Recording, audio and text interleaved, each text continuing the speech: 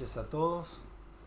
Queremos darles una cordial bienvenida a este momento, a este espacio que ya hace algún tiempo llamamos Conversemos a la Luz de la Biblia. Estamos iniciando las horas del día sábado, que de acuerdo al relato de la creación y a toda la Biblia, es un día especial, el séptimo día, como se llama en el relato de la creación. Es un día importante porque Dios lo apartó para que nosotros nos relacionemos de forma dedicada con Él, ¿no? Era el propósito y sigue siendo el propósito de este tiempo que todavía sigue apartando, ¿no?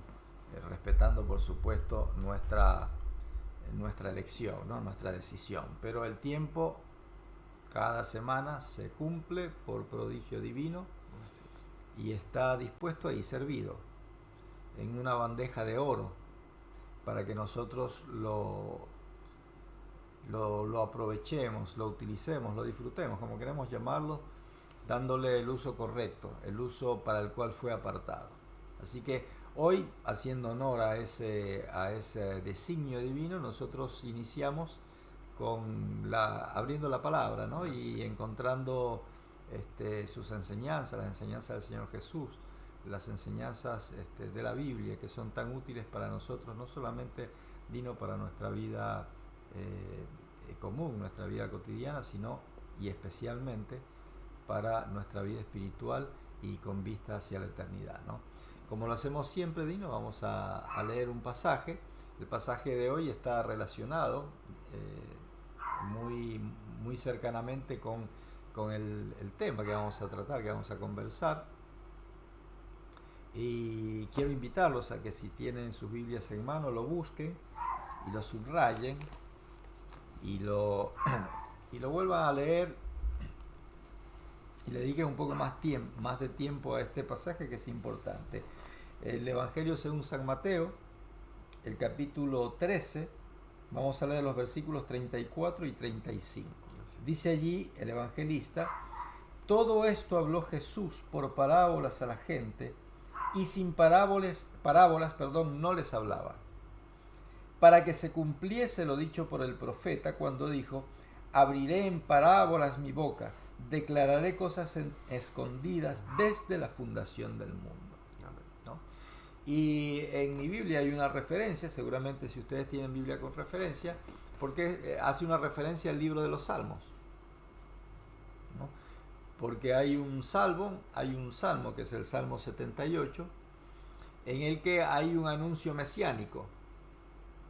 Hay un anuncio mesiánico y habla acerca de alguien que iba, como dice acá, a abrir su boca en parábolas, ¿no? Hay distintas versiones en la Biblia. Acá Dino ha preparado algunas.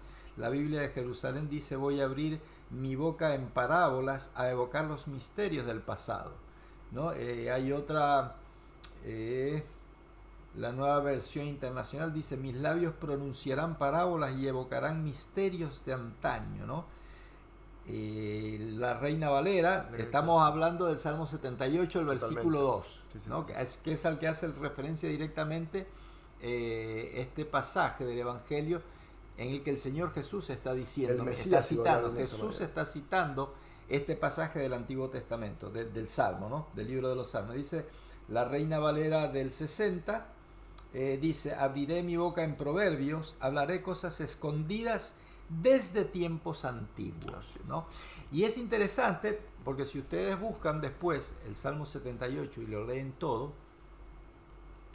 van a ver que además de estar haciendo un anuncio mesiánico, este salmo está relatando un poco la historia de Israel, ¿no? Pero haciendo énfasis en una característica de la nación de Israel, que era la terquedad, la infidelidad de Israel hacia Dios.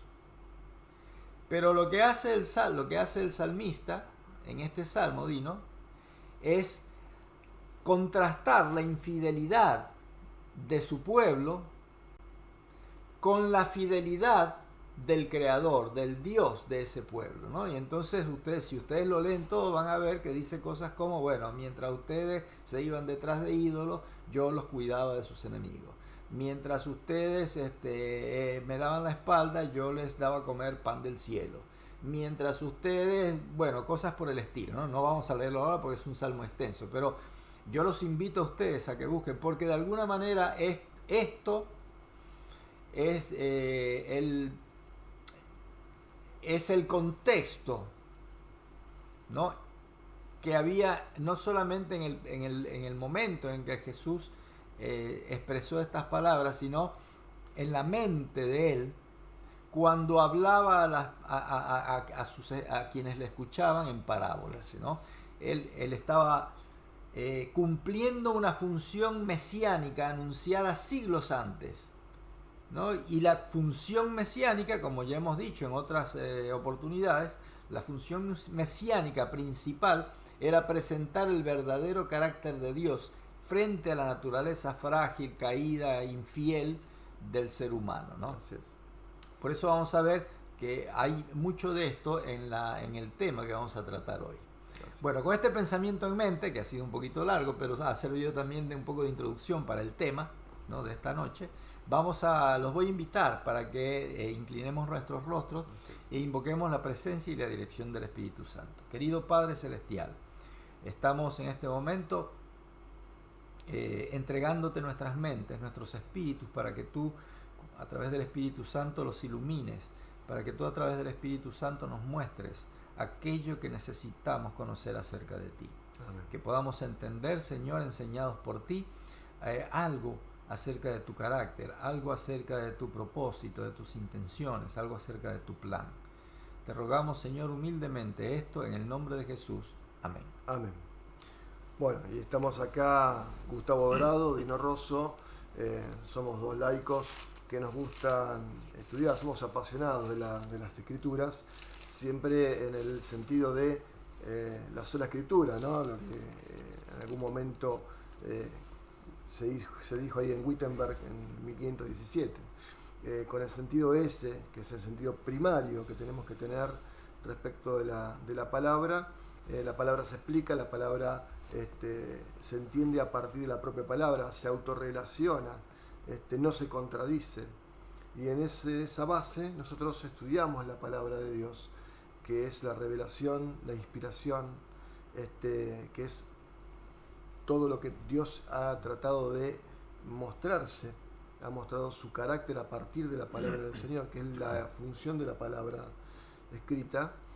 Y bueno, venimos a mostrarles lo que hemos encontrado en la palabra, sin tampoco demasiados fundamentos científicos ni teológicos, porque no los tenemos, pero sí tenemos la vocación de estudiarla de tal manera que el Espíritu Santo nos guíe en esto y poder transmitirles a ustedes, bueno, aquello que hayamos encontrado. Y es bueno que si alguno encuentra algo diferente o algo más, lo pueda aportar a que a nosotros podamos también. Bueno, el programa se llama Conversemos a la Luz de la Biblia.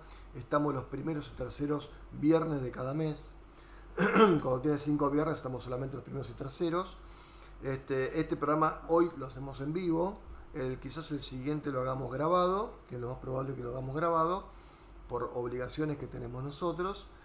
Y bueno, la idea es hacerlo en forma en vivo para que aquellas personas que quieran participar de esto lo puedan hacer. Estamos en vivo por Facebook y estamos en diferido, con 1 hora de diferencia o 2 horas de diferencia en YouTube. Así que bueno, la idea en algún momento es ampliar a otras redes sociales como Instagram u otras redes sociales también que nos permitan difundir este mensaje. Y bueno, Dios permita podemos hacerlo. Este programa, esta serie de programas que estamos teniendo se llaman ¿Qué está escrito como lees? El fundamento de este programa de esta serie de programas está basado en Lucas capítulo 12, cuando el intérprete de la ley trata de provocar a Jesús con algún conocimiento y suscita la parábola famosa del buen samaritano. Ahora, la idea es que con este ciclo podamos comentar las parábolas tanto del Nuevo Testamento como las del Antiguo Testamento, que hay algunas también, hay algunas parábolas más, como también sumamos las visiones que han tenido algunos de los profetas de los distintos tiempos, ya sea del Antiguo o del Nuevo Testamento, para mostrar cuál es el mensaje que está resuelto dentro de estos contextos. Y la idea es comenzar ya ahora sin más pretexto, haciendo una pequeña recopilación de lo que fue la semana pasada, que fue justamente esto de la parábola del buen samaritano, ¿no es cierto? No, esa fue la anterior. Lucas 15. El programa anterior, la conversación anterior, estuvimos hablando acerca de aquella parábola, la parábola Lucas 15, general, sí. ¿no? Que el Señor está hablando a dos grupos que se veían entre sí como adversarios, ¿no? Estamos hablando de los fariseos por un lado, y por otro lado estamos hablando de los publicanos y los pecadores, ¿no? A los ojos de la cultura del grupo social de esa época eran dos grupos distintivos y adversarios entre sí, ¿no? Claro. Y bueno, lo que encontrábamos, ¿no? Lo que encontrábamos era que Jesús, subiéndose en esa discusión, la utilizó no para fomentarla ni para tomar partido por alguna, sino para tomar el interés de ambos grupos, llamar la atención, captar la atención de ambos grupos y mostrarles algo que ellos no habían visto en su discusión, en su pleito, sí, ¿no? Que era la presencia bondadosa, eterna, generosa, misericordiosa de Dios, ¿no? Y veíamos a través de las ilustraciones, ¿no?, que el Señor Jesús hacía con la oveja, con las ovejas, con las dracmas, con el hijo pródigo y el hijo mayor. Veíamos como él lo que estaba interesado en transmitirles era que Dios siempre estaba presente, y siempre su interés, su voluntad de hacer el beneficio era no tenía restricciones, no tenía limitaciones, no tenía partidismo, era para todos por igual. Así es. Porque en realidad, como veíamos, ambos, los integrantes de ambos grupos necesitaban, ¿no? Eran, en las palabras de unos versículos atrás, palabras de Jesús, eran pecadores. Exactamente. ¿No? Y Jesús dijo, había venido a buscar a pecadores. Entonces había venido a buscar a fariseos y había venido a buscar a los pecadores y a los publicanos, ¿no? Entonces, usando este planteamiento que habían hecho ellos, Jesús mostró su interés por todos, ¿no? Indistintamente decíamos, de cómo se autopercibiera alguno de ellos. Te iba a decir eso, ¿no? justamente. Yo me autopercibo, no sé, fariseo, yo publicano, yo pecador, yo dracma, yo oveja. Ellos que se clasifiquen. Claro. Pero Dios es uno solo. Independientemente de lo que nosotros pensamos que somos en relación a los demás, para Dios somos todos objetos de su cuidado, de su amor y de su interés, ¿no? Y eso es básicamente lo que habíamos conversado con algunos más detalles en la última conversación. Así es. Bueno, la idea justamente es abrir ahora el juego con una nueva parábola que traemos, que es la del sembrador. Esto está plasmado en Mateo capítulo 13, en Marcos capítulo 4 y en Lucas capítulo 8. Son los tres evangelios sinópticos. Tienen similitudes y tienen diferencias, escritos y contados en diferentes formas, de diferentes maneras. Unos porque lo escucharon en forma presencial, como fue Mateo, y otros referenciales, como fue Marcos, a través de los discípulos, y otra como fue Lucas, como un historiador. Aparte de médico, era historiador y debía darle un informe justamente a alguien, el cual, hace referencia en los dos libros, tanto en el de Lucas como en el de Hechos de los Apóstoles. A Teófilo. Es a Teófilo, este hombre Teófilo, que evidentemente lo mandó a buscar información sobre todo lo que se había pasado en esa época, y bueno, y vino con una amplia y gran... Lucas es el que más parábolas tiene. Sí, de las 42 hay 27 relatadas en el libro de Lucas, lo cual nos dice que era un gran escritor y un gran investigador.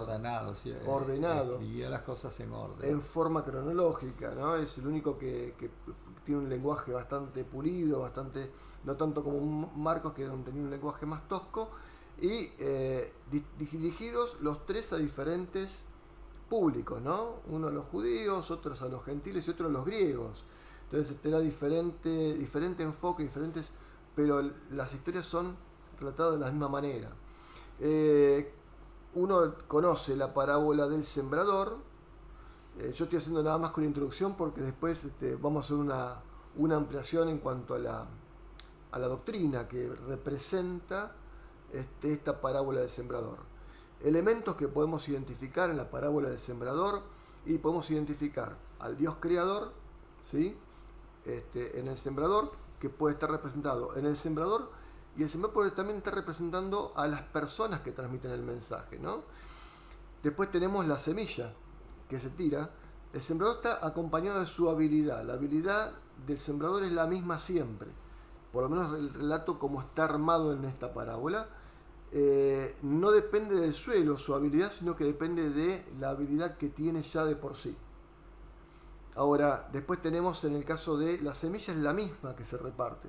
No hay dos calidades de semilla en esta parábola.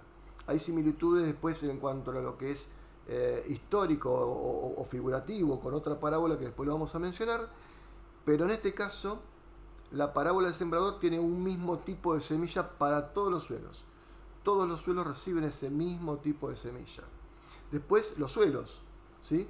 Son de diferentes características. Entonces tenemos un suelo pedregoso, por lo menos que tiene piedras bastante cercanas a la superficie. Tenemos un terreno muy especial, que es un terreno puro como para que pueda germinar cualquier cosa. Tenemos el camino, ¿no es cierto? Y después un cuarto suelo. Pero lo interesante es que son diferentes tipos de suelo y diferentes tipos de recepción de esa semilla. Y después hay un cuarto elemento que no subyace así nomás, que representa a quien pretende que no germine la semilla. Por lo menos en mi concepción, yo le comentaba a Gustavo en las charlas que tenemos cuando esto lo comentamos antes de hacer esta entrega, hacemos una charla para combinar ideas. Y yo le comentaba que entendía que hay un cuarto elemento en el escenario que está compuesto de aquello que no quiere que germine la semilla. Por ejemplo, en el caso de cuando hay mucho sol, el calor, ¿sí? El calor es lo que pretende que no germine la semilla, que se queme la semilla, que se queme el mensaje. En el otro caso son los pájaros que levantan la semilla para que justamente no hagan raíz y hagan justamente eso que no quiere. Bueno, estos elementos que representan al cuarto elemento del ambiente es el enemigo. Para mí, digamos, lo pude distinguir de esa manera, ¿no? Feliz sábado para mi esposa que nos están mirando en directo. Es el enemigo. Bueno, y así hay una comparación que yo lo puedo llegar a hacer, que les comentaba antes, con otra parábola que la vamos a comentar la semana que viene, que también tiene un sembrador. Después aparece otro sembrador más, que lo hacen de una manera diferente. Lo vamos a comentar la semana que viene. Hay dos tipos de semillas diferentes, pero hay un mismo tipo de suelo. Cambia diametralmente la forma en la que se presenta la parábola. Este capítulo de Mateo 13 tiene 8 parábolas mostradas, de las cuales 3 están relacionadas al suelo. ¿Por qué? Porque era Galilea, era Genezaret, donde estaba contando estas parábolas. En este lugar era un lugar de agricultores. Aparentemente por la fecha, por el tiempo, era el año 29, ya acercándose a esta fecha, esta época, otoño casi invierno en la zona del norte, ¿no es cierto? Nosotros acá tenemos la primavera casi verano, allá tienen el otoño casi invierno, y lo que se estaba cultivando en ese momento era trigo de invierno, que era lo único que podía llegar a proliferar en esa zona. Entonces, las analogías que hacía Cristo en esa zona eran justamente sobre los cultivos. Hay otras más, hay de las 8 parábolas, ahí está el de los tesoros, está el de la semilla de mostaza, y hay 4 parábolas más que están puestas, las perlas, y a eso sumamos 3 parábolas más que están puestas dentro de este capítulo, que es muy especial, ¿no? Y ahí hay un interludio porque fíjense, hay un intervalo entre contar la parábola y explicar la parábola. Yo le comentaba a Gustavo que esto de explicar la parábola me hace acordar mucho la estructura que tiene Daniel capítulo 8 y 9, en la cual en el capítulo 8 se cuenta la parábola y en el capítulo 9 se explica la parábola. Y no es porque sí, no es porque se le ocurrió, sino porque hay una razón. En el entremedio hay un interludio. Ahí apareció también Karina, esposa de Gustavo. Buenas noches para todos y feliz sábado. Este interludio que aparece entre las dos parábolas, entre la parábola y la explicación, se debe a una explicación, como estaba comentando Gustavo, hay una explicación del tipo mesiánica y cómo sensibilizaba los corazones para que puedan entender esto de las parábolas, ¿no? Sí. La parábola del sembrador tiene algo que es muy importante. Hay un detalle muy importante en la parábola del sembrador, más allá de los terrenos, ¿no? Y de los significados de los elementos de la parábola, ¿no? Sí. Que es un comentario que hizo Jesús a sus discípulos, ¿no? Allí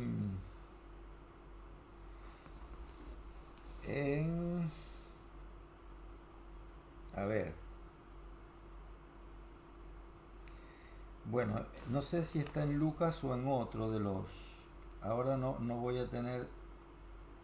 Pero mientras estás buscando el versículo, sí. Otra de las cosas que se suscitan en la parábola, no los cuenta porque sí.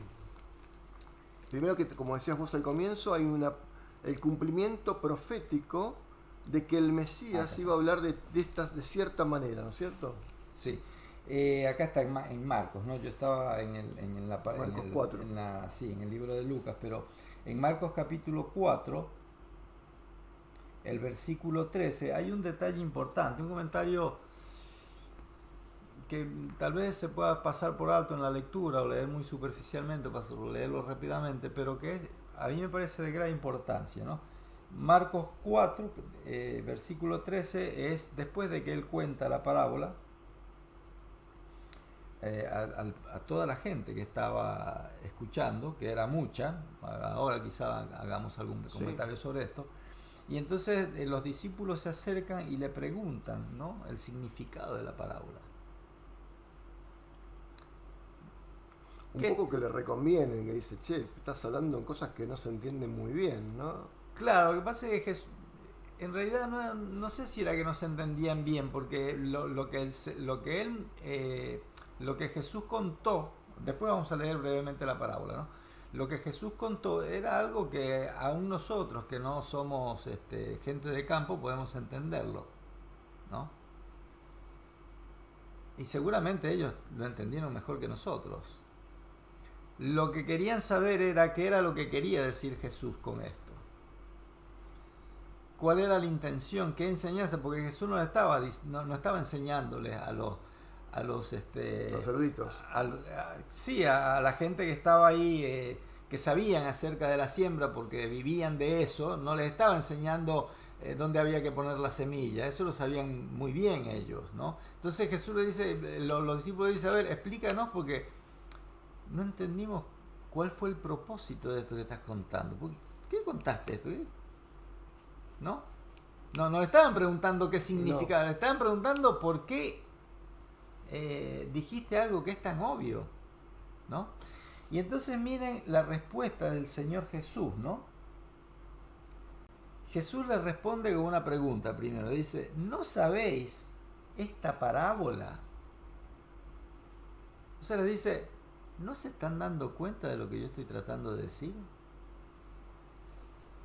Y después comenta algo que es importante, dice, ¿cómo pues entenderéis todas las parábolas? Si ustedes no entienden esto, si ustedes no ven el sentido de esto que yo estoy hablando ahora, ¿cómo van a entender todas las otras parábolas? ¿No? Y me parece que esta noche, si bien vamos a conversar acerca del terreno pedregoso y todo esto, me parece que estaría bueno tratar de encontrar una respuesta a esta pregunta, ¿no? Que hizo, a estas dos preguntas que hizo Jesús, ¿no? Orientarnos en ese sentido, porque pareciera ser que es muy importante,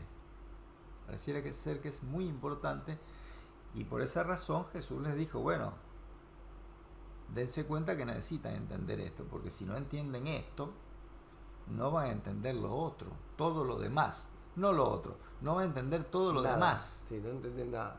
Dicho en argentino, sí. No van a entender nada. Sí. Así que, bueno, vamos a mirar un poquito, ¿no? Dale. Tal vez sería importante entonces ver en el contexto en el que Jesús relató esta historia, esta parábola, ¿no? Y como vos bien dijiste hace un momento, tal vez el relato que más nos ayude en esa búsqueda sea el de San Lucas. De San Lucas, ¿no? Sí. Porque Lucas, de acuerdo a la introducción del Evangelio, escribió las cosas en orden, ¿no? En orden cronológico. Y entonces, nos puede servir de mucho ver qué es lo que sucedió antes de que Jesús contara esta parábola. Sí. ¿No? Para darnos cuenta de tal vez hacia dónde se estaba dirigiendo él, qué intención tenía cuando contó algo que todo el mundo sabía. Tal cual. Y ¿no? después te voy a contar algo que yo vi también dentro de esto que estás contando vos, haciendo exégesis en el punto anterior, que lo encontré más o menos en Mateo. Dale. Bueno, para hacer esto no necesitamos no necesitamos historia, no necesitamos concordancias bíblicas, no necesitamos estudio teológico, sino tal vez irnos un capítulo antes. Exactamente. ¿No? Leer un capítulo antes qué venía sucediendo en la previa, ¿no? A este momento importante en el que Jesús refiere esta parábola. Entonces vamos a leer solo los títulos, vamos a leer, ¿no? Yo estoy leyendo de la Biblia, versión Reina Valera de 1960. Sí. ¿No? Entonces fíjense, yo le voy a leer los títulos, los subtítulos del capítulo, ¿no? 7. El primer subtítulo del capítulo 7 es Jesús sana al siervo de un centurión, un soldado romano. Exactamente. Un pagano, un idólatra, y a su esclavo, ¿no? Porque el siervo era el esclavo del soldado romano. Seguramente, o muy probablemente, adoraba al mismo Dios que su dueño. O sea que también era no solamente era esclavo, sino que además era idólatra. Pero había escuchado quizás también de este Jesús. Había escuchado de Jesús, por supuesto, pero sus hábitos cotidianos, ¿no? Su cosa habitual era, vista desde el punto de vista judío, eran paganos, ¿no? Y para muchos de nosotros hoy en día también. Segundo subtítulo, Jesús resucita al hijo de la viuda de Naín, ¿no? Jesús se compadeció de porque fíjense, esto quisiera leerlo, ¿no? Dice el versículo 13 que cuando el Señor la vio, a la viuda, se compadeció de ella y le dijo, no llores. Esto es muy importante, ¿por qué? Para nosotros quizás no, para nuestra cultura, pero para la cultura de esa época era notable, porque una mujer y viuda tenía poco y ningún valor social, por decirlo de esa forma, ¿no? En esa época. Entonces, Jesús se compadeció ¿de quién? De alguien que a la vista, a los ojos de la sociedad no tenía ningún valor. No era importante, no era relevante, ¿Cómo un rabino acercarse a algo que no tiene valor, relacionarse con algo que no tiene valor? Bueno, vayan tomando nota. Y aparte se le había puesto el único hijo que tenía. Además, por eso, su situación era social, era terrible. Era terrible. Estaba en una indefensión total, expuesta a que cualquiera le pudiera hacer lo que quisiera. No tenía defensa. Entendiendo también en el contexto cultural de esa región lo que una mujer representa. No hace falta dedicarnos mucho a esto porque ya está difundido en foros y en conversaciones, en discusiones, ¿no? Pero bueno, el siguiente subtítulo, ahí a partir del versículo 18, es Los mensajeros de Juan el Bautista. Juan el Bautista era el que había anunciado la llegada del Mesías, pero digamos a la vista de los hombres, sobre todo de los hombres religiosos y algunos otros, Juan el Bautista era un líder y tenía su grupo. Sí, sí. Por eso dice que en el relato, si ustedes leen, dice que los discípulos de Juan fueron a ver a Jesús. Aparentemente eran facciones distintas, eran grupos distintos. Uno era el grupo de Jesús y otro era el grupo de Juan. Así es. ¿No? Aunque eso no era así, pero a la vista de los hombres, nuevamente, a la vista de los hombres era así. Eran dos grupos distintos, uno era un profeta y otro otra profeta. Cada profeta tenía sus seguidores, uno estaba en auge y el otro había caído en desgracia. Estaba preso. ¿No? Estaba preso. Y muy pronto iba a ser decapitado. Sí. Seguimos un poco más adelante y encontramos en el versículo 36 que Jesús va a comer a la casa de un fariseo llamado Simón. Este fariseo no invitó a Simón así espontáneamente, ¿no? Invitó a Jesús porque Simón era leproso y Jesús lo sanó de su lepra. Y entonces hizo algo que era impensado para un fariseo: invitar a su casa al carpintero de Nazaret. Que puede salir bueno de Nazaret, decía alguno, ¿no? Al carpintero de Nazaret. Entonces, fíjense cómo vamos, ¿no? Soldado romano, esclavo, mujer, viuda. Y que aparte toca al muerto. Además, Jesús, dice el relato, que se acercó al féretro y lo tocó, ¿no? Para añadir ese número, eso también capítulo 10, ¿no? Es otro comentario aparte, pero es una situación prohibida, digamos, ¿no? Sí, prohibida, sí, en la religión de ese momento. Prohibida, era una ofensa muy grande a la religión, ¿no? Una ofensa muy grande. Y bueno, pero Jesús se acercó y lo tocó. Entonces vemos un centurión, un soldado romano, pagano, enemigo de la nación, porque era el invasor, ¿no? Era el dominante, el esclavizante. La mujer, ya comentábamos, Juan el Bautista, otro partido aparte, ¿no? Un fariseo,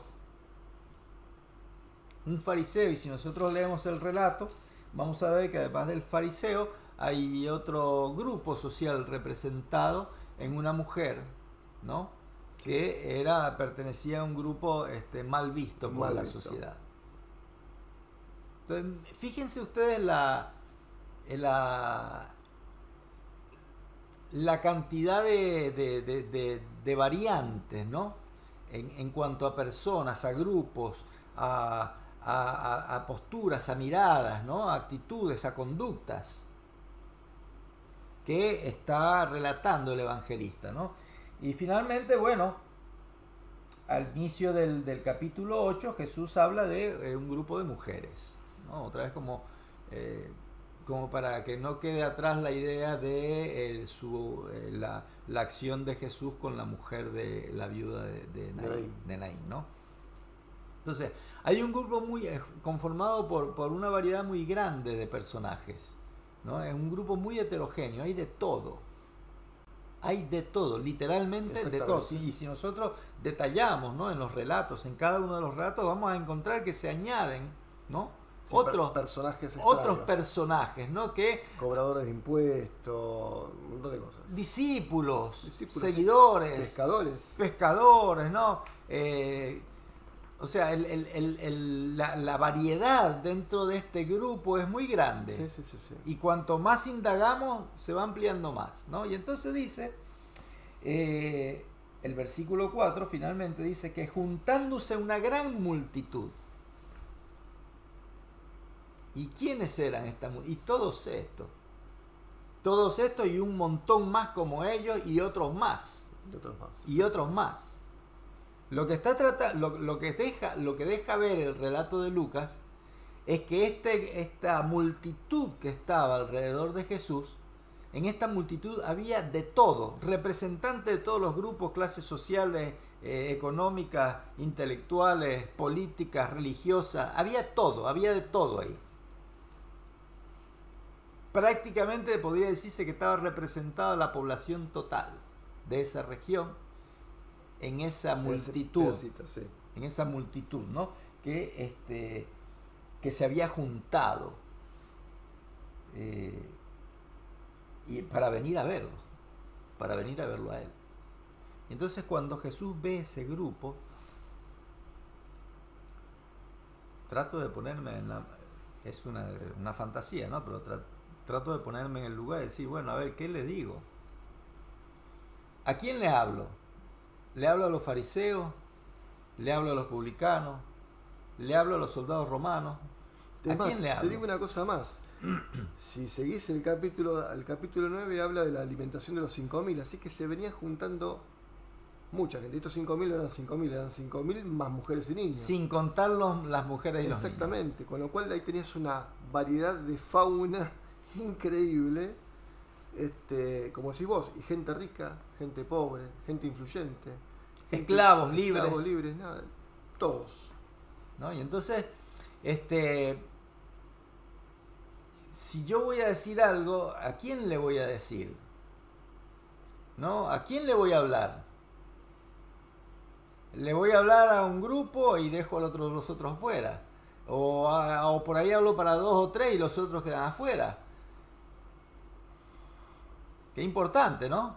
Qué momento importante de Jesús. Obviamente, él sabía, leímos que al principio que ya Jesús sabía que iba a ocurrir eso. Y no es que era...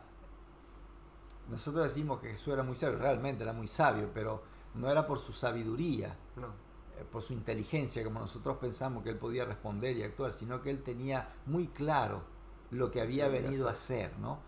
Él sabía, es muy probable que por su mente estuviera pasando aquellas palabras de Salmo 78, ¿no? O sea, yo vine para este momento.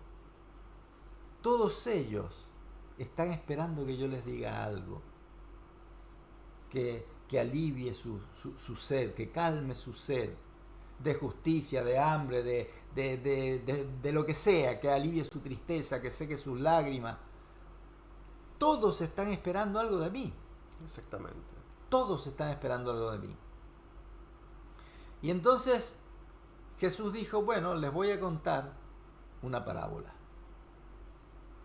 Porque también deberíamos ponernos del otro lado, ¿no? Que es lo que comúnmente hacemos. ¿Qué podía esperar un fariseo que Jesús dijera? Bueno, un fariseo o un sacerdote lo que esperaría es que Jesús se levante y comience a hablar de la ley, a exaltar la ley y a decir que los que no cumplan la ley, bueno, son pecadores y están perdidos. Era un rabí. Exacto. Tenía esa función, ¿no? ¿Qué podía esperar un pobre?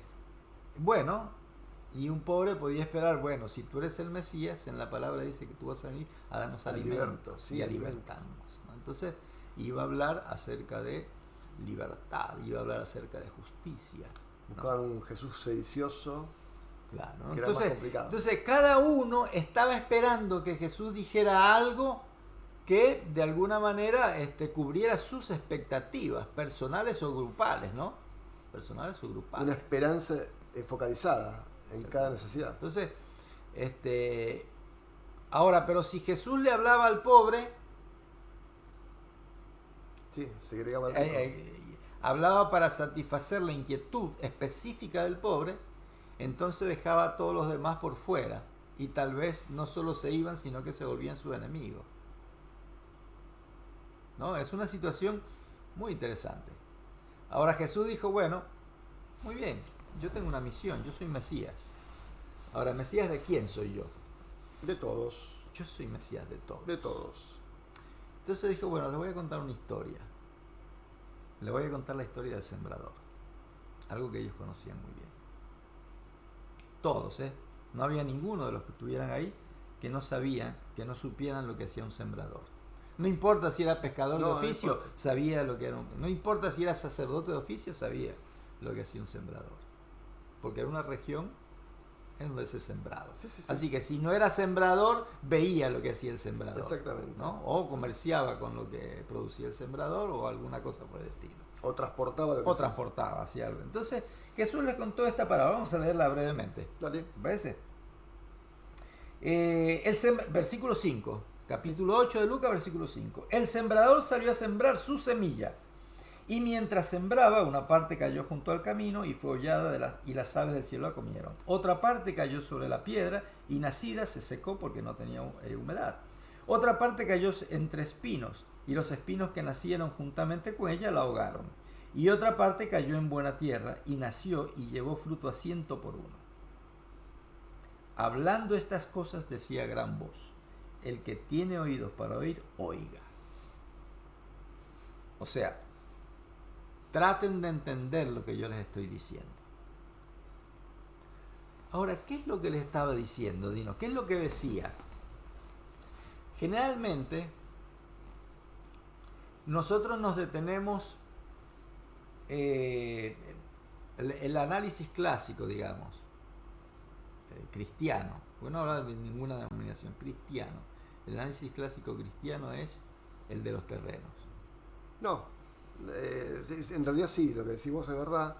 Lo que pasa es que el énfasis no está puesto en el terreno, sino que está puesto en la habilidad y en el tipo de la semilla que se va alargando. Sí. Pero de la semilla y de la habilidad pasamos muy rápidamente, ¿no? Decimos, bueno, el sembrador es esto y la semilla es tal cosa, listo. Y entonces nos dedicamos a los terrenos. Bueno, hay terreno que es así y entonces explicamos. Y es cierto, ¿no? Son razonables. Ahora, yo me pregunto una cosa. Jesús quería enseñarles a toda esa multitud que, digamos, qué expectativa había de producción en los distintos tipos de terreno. No. Ellos lo sabían, no necesitaba que nadie justamente se los dijo porque lo conocían. En ese terreno era muy fértil. Por eso hace las comparaciones de 100 a 1, de 60 a 1 y 30 a 1. Ellos sabían perfectamente. No les estaba enseñando a los que cultivaban, miren, no tiren la semilla del terreno en la piedra porque ahí no va a crecer. ¿Sabía eso? El que sí lo sabía. Ahora, lo interesante, podemos seguir hablando un poco de esto, ¿no? Pero lo que sí es bueno recalcar es que Jesús dice que el sembrador tiró semilla en todos esos terrenos. Sí, y de la misma manera. La misma semilla en todos los terrenos, sin ninguna discriminación. El sembrador salió, dice. El sembrador salió a sembrar su semilla. Y te voy a hacer una acotación sobre ese salió. Uno hace, mirando esa palabra salió, ellos estaban muy familiarizados con el tema de salir. Los sembradores se agrupaban en aldeas y todas las mañanas antes de que saliera el sol salían a atender los terrenos.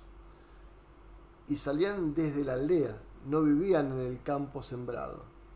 Iban al campo a llevar la semilla. Lo mismo el Mesías, saliendo del cielo, de donde estaba cómodo, vino a la tierra a traer el mensaje. Salir, en este caso, es la misma idea de que vas a buscar algo que vos querés. El campo no te va a ir a buscar a la aldea, vos vas a ir al campo como sembrador. Cristo vino al mundo a buscarlo, no fue el mundo a buscar a Cristo. Esta palabra a mí me recuerda o me lleva, me arrastra, ¿no?, a San Juan, capítulo 1, versículo 9. Dice, todos los versículos previos están hablando del Mesías, está hablando, sí, del Hijo de Dios, del Verbo, de la palabra. De la palabra, sí. Que si ustedes leen el relato después van a ver que Jesús dice, bueno, la semilla es la palabra de verdad. Exactamente. ¿No? Entonces, Jesús es el Verbo, Jesús es la palabra. Así lo presenta Juan. Pero además dice el versículo 9, aquella luz verdadera, aquel Verbo, venía a este mundo. Y Pablo, ahí en Filipenses, lo dice de una forma más dramática. Sí. Dice, siendo Dios, en forma de Dios tuvo, vino, se despojó así de mismo, su gloria, sí, se levantó de su sitio de autoridad, ¿no?, y se convirtió en uno de nosotros. San Juan 3:16 dice que el Padre lo dio al mundo. Lo dio al mundo. Dio a su Hijo al mundo, en el sentido más dramático, ¿no? Bueno, yo te doy. No, Dios lo entregó. Lo entregó, sí. ¿No? Y ese es el sentido. Yo estoy seguro que Jesús, cuando estaba diciendo el sembrador salió a sembrar, estaba pensando en eso. Él estaba relatando esto en plena conciencia de que era el Mesías, de su función mesiánica, del cumplimiento de las profecías mesiánicas, aquello que decía, abriré mi boca en parábolas, ¿no? El enviado de Dios, el Hijo de Dios, aquel que vino al mundo a encarnarse. Y entonces Jesús les está diciendo, miren, el sembrador salió a sembrar, dejó su lugar donde moraba, donde se recubría del frío, de la oscuridad, donde era servido, donde era atendido, donde tenía su comida, su cama, dejó ese lugar y salió a sembrar. Salió a sembrar. Y entonces dice, y mientras sembraba, yo voy a usar otras palabras que no están acá, pero tienen el mismo sentido. Mientras sembraba, sembró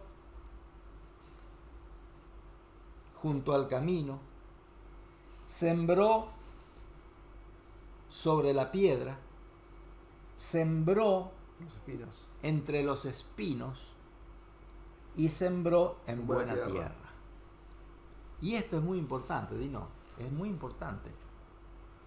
Porque está diciendo que Dios, que el Hijo de Dios vino a la tierra a dar su preciosa semilla, su verdad, a entregar su verdad, su palabra. Así es. ¿A quiénes? A todos. A todos por igual. Porque no dice que se fue a sembrar y bueno, algunas se desparramaron. No.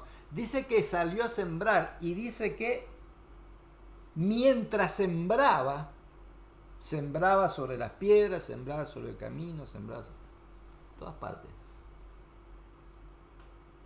Dios envió a su Hijo a presentar la verdad a todos. Tal cual.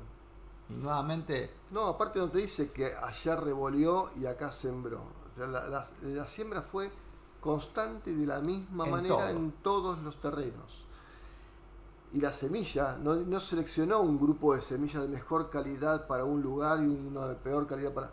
Era la misma semilla, el mismo mensaje hacia todos los terrenos por igual, lo cual habla de una constancia, de una constante y de una permanencia del mensaje a través de los tiempos, porque sembró desde Adán hasta nosotros hoy. Todo el tiempo es el mismo mensaje. Sí, yo me atrevería hasta hacer, digamos, una mención sobre alguna creencia que hay, ¿no? Esta por ejemplo, de la predestinación. Se cae ¿no? sola.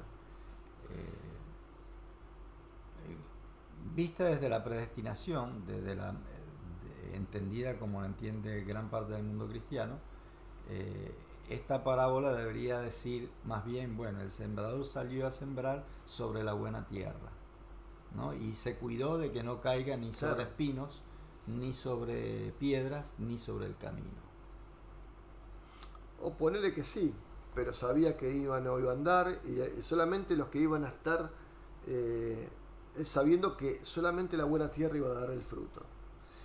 Y la verdad que eso destruye la idea del libre albedrío, porque si sos terreno de otra índole, que no sos tierra buena, no te das cuenta, claro, estás perdido y no podés cambiar de terreno.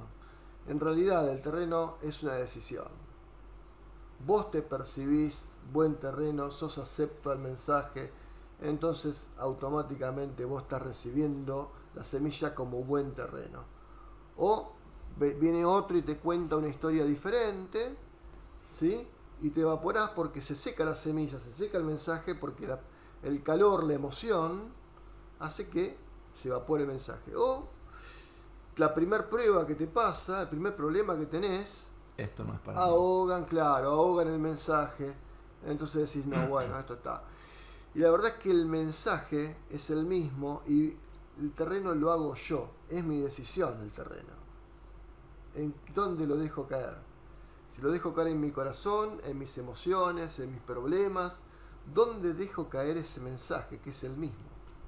Bueno, se nos está terminando el tiempo, ¿no? Se nos está terminando el tiempo, sí. Pero volviendo un poquito, rebobinando un poquito atrás, ¿no? Jesús le estaba hablando a una multitud de lo más heterogénea. Cada uno esperaba escuchar algo que respondiera a su inquietud. Y lo que Jesús le contó respondió a las expectativas de todos. Porque Jesús le dijo, bueno, mira, yo no sé cómo te considera a ti o cómo tú lo consideras a él. No es importante. No sé si vos crees que el otro es terreno bueno o aquel es terreno malo o es pedregoso. Es un problema de ustedes. Esos son ustedes los que... Para mí, dice, yo vine por todos ustedes. Sí. Se perciban como se perciban. Eso. Vos querés ser terreno pedregoso, no importa, yo vine por vos también. A vos también te voy a hablar, a vos te voy a buscar, a vos te voy a seguir y a vos te voy a ofrecer lo que traigo. Claro. Que es la verdad acerca de Dios. Vos decidís ser terreno con malas, con espinas, con hierbas malas, no importa, yo voy a donde vos estás y te voy a llevar la verdad acerca de Dios, porque yo vine por vos también, ¿no? Y entonces el mensaje que Jesús le dejó a toda esta gente seguramente fue ese. Todos se fueron satisfechos, todos dijeron, entonces yo puedo seguirte a vos porque vos viniste a buscarme a mí. Es que el tema es la aceptación del mensaje. Vos sos la decisión de qué terreno te percibís.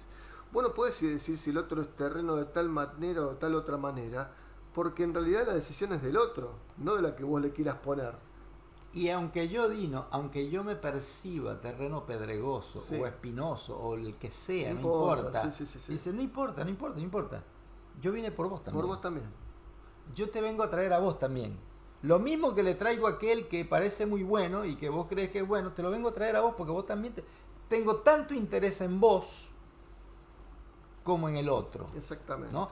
Entonces Jesús respondió en una forma muy clara, muy contundente, la inquietud que seguramente todos, porque cada uno tendría una idea distinta, un interés particular distinto, pero había algo que era común a todos. Todos querían saber ¿para quién había venido ese Mesías? Y Jesús le dijo, bueno muchachos, yo vine para todos. Exactamente. No vine ni para este, ni para este, ni para qué. Vine para todos ustedes.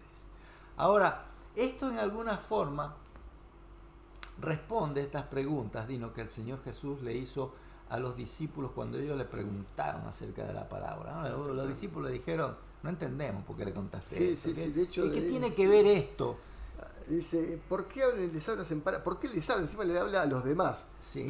A ellos también les hablaba. A ellos también les hablaba. Porque como dice en algún pasaje por ahí cerca, dice, porque si no les hablaba así no entendían, ni siquiera los discípulos. Entonces Jesús le dice, miren, si ustedes no entienden esto, si ustedes no entienden que Dios vino a buscar a todos, como habíamos leído anteriormente, que Dios no vino a buscar a justos, sino a pecadores, que son todos los pobladores del mundo, es lo único que... Si alguien viene a buscar un justo acá, no va a encontrar. No hay justo ni aún uno, decía el salmista, ¿no? Y el profeta Isaías decía, miren, están todos perdidos, todos se desviaron. No hay quien busque a Dios, no hay quien quiera no hacerlo, hay quien haga lo bueno, todos se descarriaron, a una se descarriaron. Entonces, Dios envió a su Hijo para buscar a los pecadores. Exactamente. ¿Y quiénes son pecadores en la tierra? Todos. Todos somos pecadores. El mensaje importante de Jesús para toda esta gente era: yo vine por vos. Todo lo que yo vine a traer, el bien del cielo que vine a traer, te lo vine a traer a vos. ¿A quién? A mí sí, a vos. Y por allá levanta otro mano, sí, a vos también. Y otro también a vos, a todos nos vino a traer. Fíjate que sí, inclusive no solamente la profecía de Salmo 78.2 se cumple, sino también se cumple otra profecía más. Y que lo dice Jesús cuando este interludio que los discípulos lo interpelan, diciéndole, ¿por qué le hablas en profecía? Les hablaba también a ellos, siempre les habló a ellos también.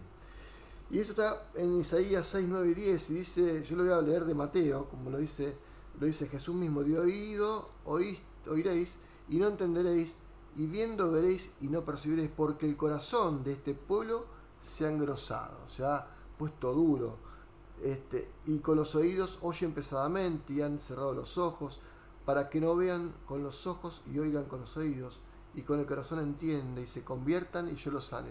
No necesitaban ni ver, no necesitaban escuchar, necesitaban abrir el corazón.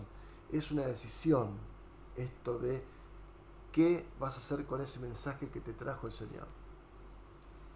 Bueno, entonces le vamos a dejar una tarea, ¿no? Para su estudio personal, para su reflexión personal, ¿no? Jesús les dijo a sus discípulos y nos dice hoy: miren, si ustedes no entienden esto que yo estoy diciendo, no van a entender nada. No van a entender nada. Reflexionemos acerca de esta parábola. Reflexionemos acerca del mensaje de esta parábola. Reflexionemos acerca de la señal de Dios a la humanidad a través de a ese grupo en ese momento y hoy a nosotros. ¿Qué señal nos está dando Dios, ¿no? Acerca de Él? ¿Qué señal? Y entendamos, porque si no entendemos esto, no vamos a entender nada. No importa cuántos años de teología hagamos, no importa cuántas veces leamos la Biblia, ni cuántos versículos memoricemos, no vamos a entender, porque si no entendemos el carácter de Dios, el propósito de Dios, el ánimo de Dios hacia la humanidad caída, entonces no vamos a entender nada de lo que aparece en la palabra. Así es. Bueno, el tiempo se nos terminó y bueno, vamos a dejar esto de leer este capítulo muy interesante a aquellos que lo deseen hacer. Y el Salmo 78. El Salmo 78, Isaías capítulo 6, versículos 9 y 10, que hablan algo muy específico sobre estas dos profecías que se cumplen en esta parábola, en esta historia que cuenta el Señor. Vamos a hacer una oración para terminar y les dejamos el título para la próxima. El título para la próxima es ¿por qué existe el mal?